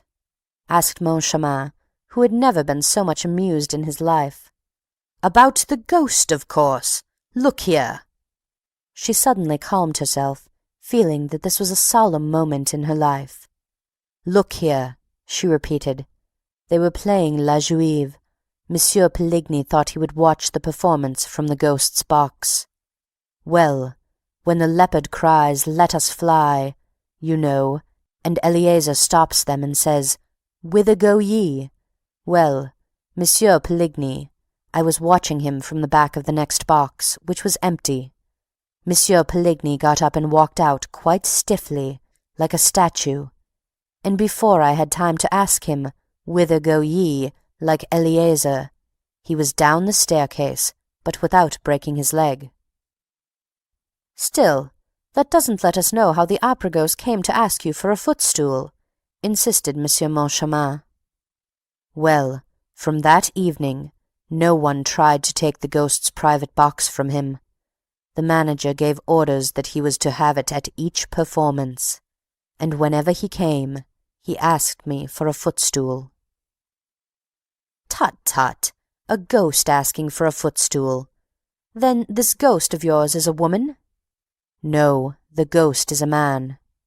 "How do you know?" "He has a man's voice. Oh, such a lovely man's voice. This is what happens. When he comes to the opera, it's usually in the middle of the first act. He gives 3 little taps on the door of box 5. The first time I heard those 3 taps, when I knew there was no one in the box, you can think how puzzled I was. I opened the door, listened, looked, nobody. And then I heard a voice say, 'Madame Jules.' My poor husband's name was Jules. 'A footstool, please.' Saving your presence, gentlemen, it made me feel all overish like. But the voice went on, 'Don't be frightened, Madame Jules. I'm the opera ghost.' And the voice was so soft and so kind that I hardly felt frightened. The voice was sitting in the corner chair on the right in the front row." "Was there anyone in the box on the right of box 5? asked Moncharmin. "No, box 7 and box 3, the one on the left, were both empty. The curtain had only just gone up." "And what did you do?" "Well, I brought the footstool. Of course it wasn't for himself he wanted it, but for his lady. But I never heard nor saw her." "Eh? What? So now the ghost is married?" The eyes of the 2 managers travelled from Madame Giry to the inspector, who, standing behind the box-keeper, was waving his arms to attract their attention.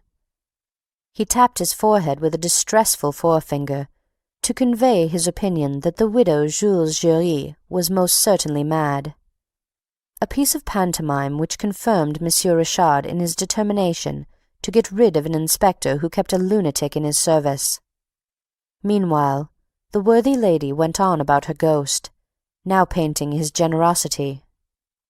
"At the end of the performance, he always gives me 2 francs, sometimes 5, sometimes even 10 when he has been many days without coming.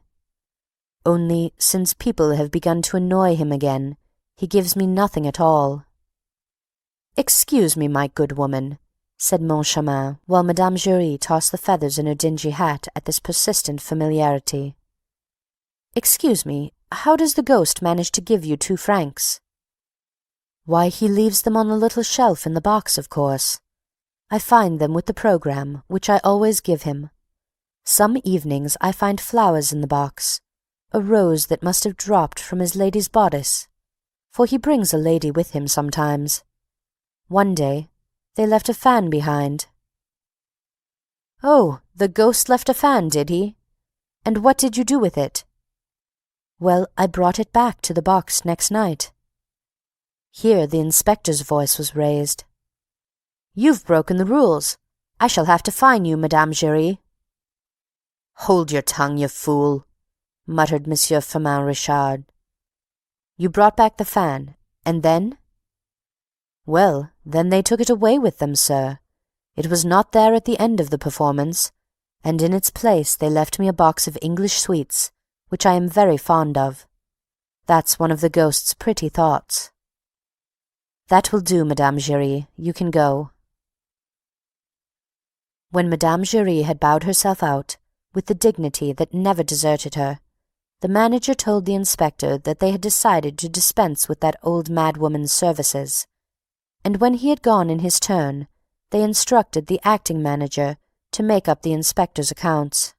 Left alone, the managers told each other of the idea which they both had in mind, which was that they should look into that little matter of Box 5 themselves. End of Chapter 4.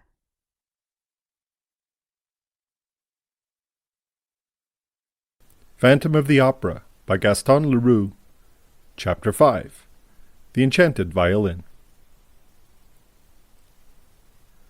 Christine Daaé, owing to intrigues to which I will return later, did not immediately continue her triumph at the opera. After the famous gala night, she sang once at the Duchess de Zurich's, but this was the last occasion on which she was heard in private. She refused, without plausible excuse, to appear at a charity concert to which she had promised her assistance. She acted throughout as though she were no longer the mistress of her own destiny, and as though she feared a fresh triumph. She knew that the Comte de Chagny, to please his brother, had done his best on her behalf with Monsieur Richard, and she wrote to thank him, and also to ask him to cease speaking in her favour. Her reason for this curious attitude was never known. Some pretended that it was due to overweening pride. Others spoke of her heavenly modesty. But people on the stage are not so modest as all that, and I think I shall not be far from the truth if I ascribe her actions simply to fear. Yes, I believe that Christine Daaé was frightened by what had happened to her. I have a letter of Christine's, it forms part of the Persian's collection, relating to this period, which suggests a feeling of absolute dismay. "I don't know myself when I sing," writes the poor child. She showed herself nowhere, and the Vicomte de Chagny tried in vain to meet her. He wrote to her, asking her to call upon her, but despaired of receiving a reply when, one morning, she sent him the following note. "Monsieur, I have not forgotten the little boy who went into the sea to rescue my scarf. I feel that I must write to you today, when I am going to Perros, in fulfillment of a sacred duty. Tomorrow is the anniversary of the death of my poor father, whom you knew, and who was very fond of you. He is buried there, with his violin, in the graveyard of the little church, at the bottom of the slope where we used to play as children, beside the road where, when we were a little bigger, we said good-bye for the last time." The Vicomte de Chagny hurriedly consulted a railway guide, dressed as quickly as he could, wrote a few lines for his valet to take to his brother, and jumped into a cab which brought him to the Gare Montparnasse, just in time to miss the morning train. He spent a dismal day in town and did not recover his spirits until the evening, when he was seated in his compartment in the Brittany Express. He read Christine's note over and over again, smelling its perfume, recalling the sweet pictures of his childhood, and spent the rest of that tedious night journey in feverish dreams that began and ended with Christine Daaé. Day was breaking when he alighted at Lannion. He hurried to the diligence for Perros-Guirec. He was the only passenger. He questioned the driver, and learned that, on the evening of the previous day, a young lady who looked like a Parisian had gone to Perros and put up at the inn known as the Setting Sun. The nearer he drew to her, the more fondly he remembered the story of the little Swedish singer. Most of the details are still unknown to the public. There was once, in the little market town not far from Uppsala, a peasant who lived there with his family, digging the earth during the week and singing in the choir on Sundays. This peasant had a little daughter to whom he taught the musical alphabet before she knew how to read. Daaé's father was a great musician, perhaps without knowing it. Not a fiddler throughout the length and breadth of Scandinavia played as he did. His reputation was widespread, and he was always invited to set the couples dancing at weddings and other festivals. His wife died when Christine was entering upon her 6th year. Then the father, who cared only for his daughter and his music, sold his patch of ground and went to Uppsala in search of fame and fortune. He found nothing but poverty.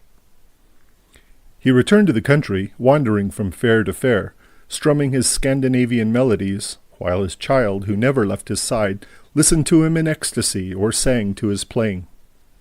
One day at Le Gymbe Fair, Professor Valerius heard them and took them to Gothenburg. He maintained that the father was the first violinist in the world and that the daughter had the making of a great artist.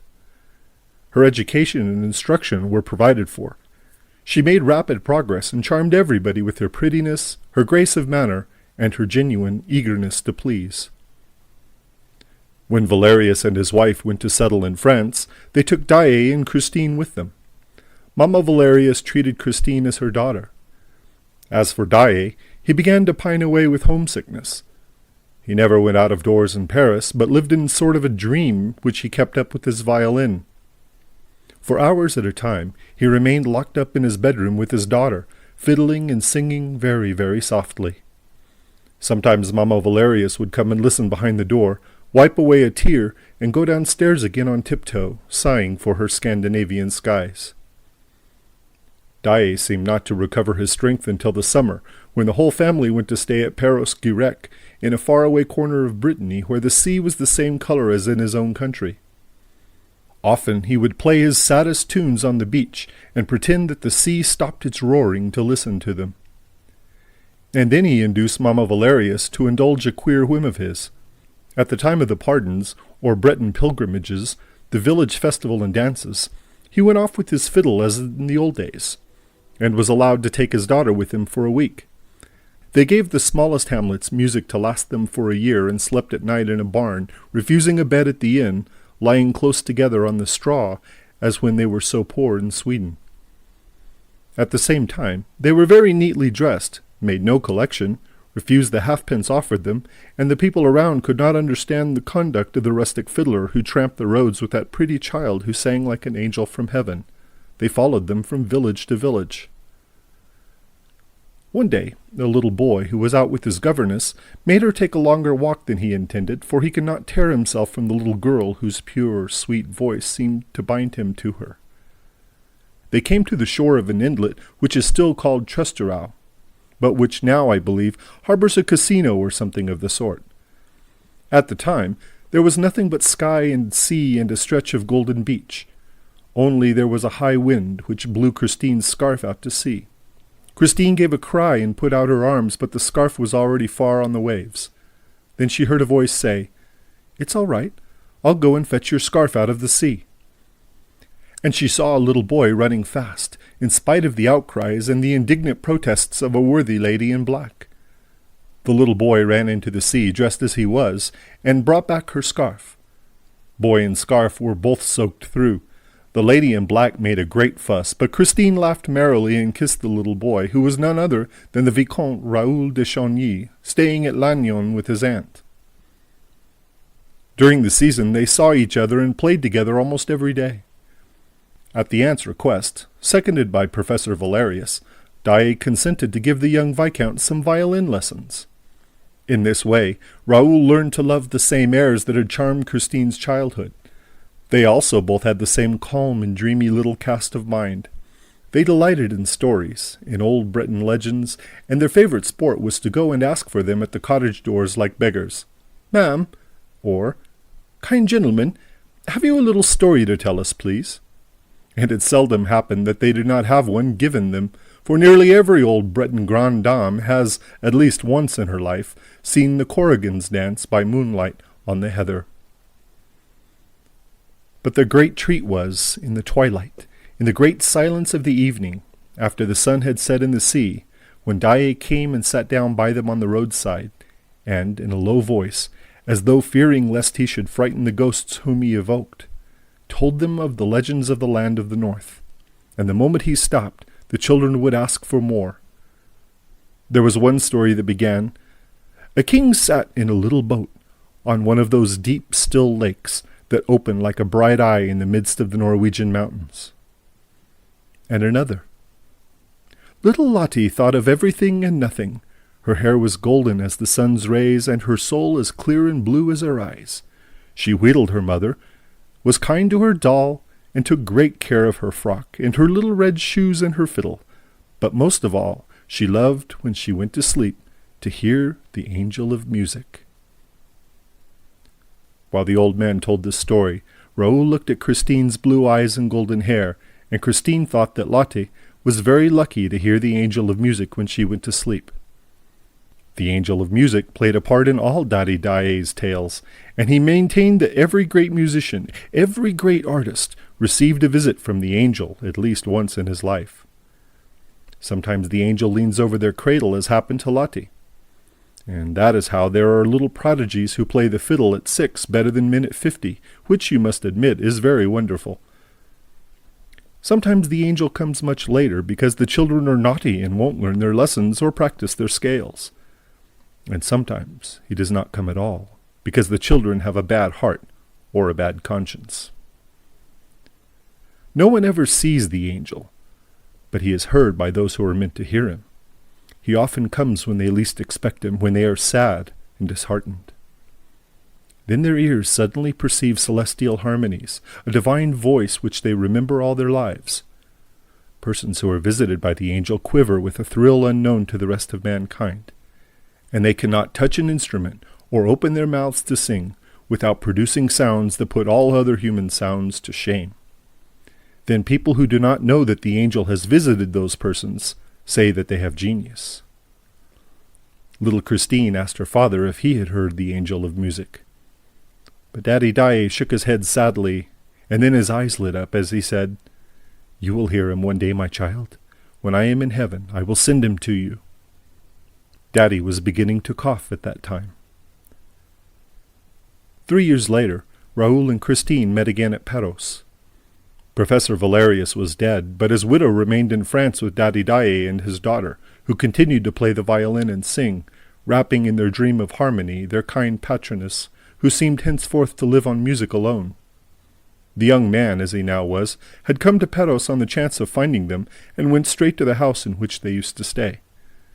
He first saw the old man, and then Christine entered, carrying the tea-tray. She flushed at the sight of Raoul, who went up to her and kissed her. She asked him a few questions, performed her duties as hostess prettily, took up the tray again, and left the room. Then she ran into the garden and took refuge on a bench, a prey to feelings that stirred her young heart for the first time. Raoul followed her, and they talked till the evening very shyly. They were quite changed, cautious as two diplomatists, and told each other things that had nothing to do with their budding sentiments. When they took leave of each other by the roadside, Raoul, pressing a kiss on Christine's trembling hand, said, "Mademoiselle, I shall never forget you." And he went away regretting his words, for he knew that Christine could not be the wife of the Vicomte de Chagny. As for Christine, she tried not to think of him and devoted herself wholly to her art. She made wonderful progress, and those who heard her prophesied that she would be the greatest singer in the world. Meanwhile, the father died, and suddenly she seemed to have lost with him her voice, her soul, and her genius. She retained just, but only just, enough of this to enter the conservatoire, where she did not distinguish herself at all, attending the classes without enthusiasm, and taking a prize only to please old Mamma Valerius, with whom she continued to live. The first time that Raoul saw Christine at the opera, he was charmed by the girl's beauty and by the sweet images of the past which it evoked, but was rather surprised at the negative side of her art. He returned to listen to her. He followed her in the wings. He waited for her behind a Jacob's ladder. He tried to attract her attention. More than once he walked after her to the door of her box, but she did not see him. She seemed, for that matter, to see nobody. She was all indifference. Raoul suffered, for she was very beautiful, and he was shy and dared not confess his love even to himself. And then came the lightning flash of the gala performance, the heavens torn asunder, and an angel's voice heard upon earth for the delight of mankind and the utter capture of his heart. And then there was that man's voice behind the door, "You must love me," and no one in the room. Why did she laugh when he reminded her of the incident of the scarf? Why did she not recognize him? And why had she written to him? Perros was reached at last. Raoul walked into the smoky sitting room of the setting sun, and at once saw Christine standing before him, smiling and showing no astonishment. "So you have come," she said. "I felt that I should find you here when I came back from Mass. Someone told me so at the church." "Who?" asked Raoul, taking her little hand in his. Why, my poor father, who is dead." There was a silence, and then Raoul asked, "Did your father tell you that I love you, Christine, and that I cannot live without you?" Christine blushed to the eyes and turned away her head. In a trembling voice she said, "Me? You are dreaming, my friend." And she burst out laughing to put herself in countenance. "Don't laugh, Christine, I am quite serious," Raoul answered. And she replied gravely, "I did not make you come to tell me such things as that." "You made me come, Christine. You knew that your letter would not leave me indignant and that I should hasten to Perros. How can you have thought that if you did not think I loved you?" "I thought you would remember our games here as children in which my father so often joined." "I really don't know what I thought." "Perhaps I was wrong to write you. This anniversary, and your sudden appearance in my room at the opera the other evening, reminded me of the time long past and made me write to you as the little girl that I then was." There was something in Christine's attitude that seemed to Raoul not natural. He did not feel any hostility in her, far from it. The distressed affection shining in her eyes told him that. But why was this affection distressed? That was what he wished to know, and what was irritating him. "When you saw me in your dressing room, was that the first time you noticed me, Christine?" She was incapable of lying. "No," she said. "I had seen you several times in your brother's box, and also on the stage." "I thought so," said Raoul, compressing his lips. "But then why, when you saw me in your room at your feet, reminding you that I had rescued your scarf from the sea, why did you answer as though you did not know me, and also why did you laugh?" The tone of these questions was so rough that Christine stared at Raoul without replying. The young man himself was aghast at the sudden quarrel which he had dared to raise at the very moment when he had resolved to speak words of gentleness, love, and submission to Christine. A husband, a lover with all rights, would talk no differently to a wife, a mistress who had offended him. But he had gone too far and saw no other way out of the ridiculous position other than to behave odiously. "You don't answer," he said angrily and unhappily. "Well, I will answer for you. It was because there was someone in the room who was in your way, Christine, someone that you did not wish to know that you could be interested in anyone else." "If anyone was in my way, my friend," Christine broke in coldly, "if anyone was in my way that evening, it was yourself, since I told you to leave the room." "Yes, so that you might remain with the other." "What are you saying, monsieur?" asked the girl excitedly. "And to what other do you refer?" "To the man whom you said, 'I sing only for you. Tonight I give you my soul, and I am dead.'" Christine seized Raoul's arm and clutched it with a strength which no one would have suspected in so frail a creature. "Then you were listening behind the door?" "Yes, because I love you everything. And I heard everything." "You heard what?" And the young girl, becoming strangely calm, released Raoul's arm. "He said to you, 'Christine, you must love me.'" At these words, a deathly pallor spread over Christine's face. Dark rings formed round her eyes, and she staggered and seemed on the point of swooning. Raoul darted forward, with arms outstretched, but Christine had overcome her passing faintness and said, in a low voice, Go on, tell me all you heard." At an utter loss to understand, Raoul answered, "I heard him reply when you said you had given him your soul. Your soul is a beautiful thing, child, and I thank you. No emperor ever received so fair a gift. The angels wept tonight." Christine carried her hand to her heart, a prey to indescribable emotion. Her eyes stared before her like a madwoman's. Raoul was terror-stricken. But suddenly Christine's eyes moistened, and two great tears trickled like two pearls down her ivory cheeks. "Christine! Raoul!" The young man tried to take her in his arms, but she escaped and fled in great disorder. While Christine remained locked in her room, Raoul was at his wits' end what to do. He refused to breakfast. He was terribly concerned and bitterly grieved to see the hours which he had hoped to find so sweet slip past without the presence of the young Swedish girl. Why did she not come to roam with him through the country where they had had so many memories in common? He heard that she had had a mass said that morning for the repose of her father's soul, and spent a long time praying in the little church and on the fiddler's tomb. Then, As she seemed to have nothing more to do at Perros, and in fact was doing nothing there, why did she not go back to Paris at once? Raoul walked away, dejectedly, to the graveyard in which the church stood, and was indeed alone among the tombs, reading the inscriptions. But when he turned behind the apse, he was suddenly struck by the dazzling note of the flowers that straggled over the white ground. They were marvelous red roses that had blossomed in the morning in the snow, giving a glimpse of life among the dead, for death was all around him. It also, like the flowers, issued from the ground, which had flung back a number of its corpses. Skeletons and skulls by the hundred were heaped against the walls of the church, held in position by a wire that left the whole gruesome stack visible. Dead men's bones, arranged in rows like bricks, to form the first course upon which the walls of the sacristy had been built. The door of the sacristy opened in the middle of that bony structure, as is often seen in old Breton churches. Raoul said a prayer for Daaé, and then, painfully impressed by all those eternal smiles on the mouths of skulls, he climbed the slope and sat down on the edge of the heath overlooking the sea. The wind fell with the evening. Raoul was surrounded by icy darkness, but he did not feel the cold. It was here, he remembered, that he used to come with little Christine to see the Corrigans dance at the rising of the moon. He had never seen any, though his eyes were good, whereas Christine, who was a little short-sighted, pretended that she had seen many. He smiled at the thought, and then suddenly gave a start. A voice behind him said, "Do you think the Corrigans will come this evening?" It was Christine. He tried to speak. She put her gloved hand on his mouth. "Listen, Raoul. I've decided to tell you something serious. Very serious. Do you remember the legend of the Angel of Music?"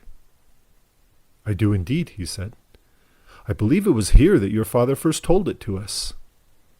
"And it was here that he said, 'When I am in heaven, my child, I will send him to you.' Well, Raoul, my father is in heaven, and I have been visited by the Angel of Music." "I have no doubt of it," replied the young man gravely, for it seemed to him that his friend, in obedience to a pious thought, was connecting the memory of her father with the brilliancy of her last triumph. Christine appeared astonished at the Vicomte de Chagny's coolness. "How do you understand it?" she asked, bringing her pale face so close to his that he might have thought that Christine was going to give him a kiss, but she only wanted to read his eyes in spite of the dark. "I understand," he said, "that no human being can sing as you sang the other evening without the intervention of some miracle. No professor on earth can teach you such accents as those. You have heard the Angel of Music, Christine." "Yes," she said solemnly. "In my dressing room. That's where he comes to give me my lessons daily." "In your dressing room?" he echoed stupidly. "Yes, that is where I have heard him, and I have not been the only one to hear him." "Who else heard him, Christine?" "You, my friend." "I? I heard the Angel of Music?" "Yes. The other evening it was he who was talking when you were listening behind the door. It was he who said, 'You must love me.' But then I thought that I was the only one to hear his voice. Imagine my astonishment when you told me this morning that you could hear him too." Raoul burst out laughing. The first rays of the moon came and shrouded the two young people in their light. Christine turned on Raoul with a hostile air. Her eyes, usually so gentle, flashed fire. "What are you laughing at? You think you heard a man's voice, I suppose?" "Well," replied the young man, whose ideas began to grow confused in the face of Christine's determined attitude. "It's you, Raoul, who say that? You, an old playfellow of my own? A friend of my father's? But you have changed since those days. What are you thinking of? I am an honest girl, Monsieur le Vicomte de Chagny, and I don't lock myself up in my dressing room with men's voices. If you had opened the door, you would have seen that there was nobody in the room." "That's true. I did open the door when you were gone, and I found no one in the room." "So you see." "Well?" The Viscount summoned up all his courage. "Well, Christine, I think that somebody is making game of you." She gave a cry and ran away. He ran after her, but in a tone of fierce anger she called out, "Leave me! Leave me!" And she disappeared. Raoul returned to the inn feeling very weary, very low-spirited, and very sad. He was told that Christine had gone to her bedroom, saying that she would not be down to dinner. Raoul dined alone in a very gloomy mood. Then he went to his room and tried to read, went to bed and tried to sleep. There was no sound in the next room. The hours passed slowly. It was about 11:30 when he distinctly heard someone moving, with a light, stealthy step in the room next to his. Then Christine had not gone to bed. Without troubling for a reason, Raoul dressed, taking care not to make a sound, and waited. Waited for what? How could he tell? But his heart thumped in his chest when he heard Christine's door turn slowly on its hinges. Where could she be going at this hour, when everyone was fast asleep at Perros? Softly opening the door, he saw Christine's white form, in the moonlight, slipping along the passage.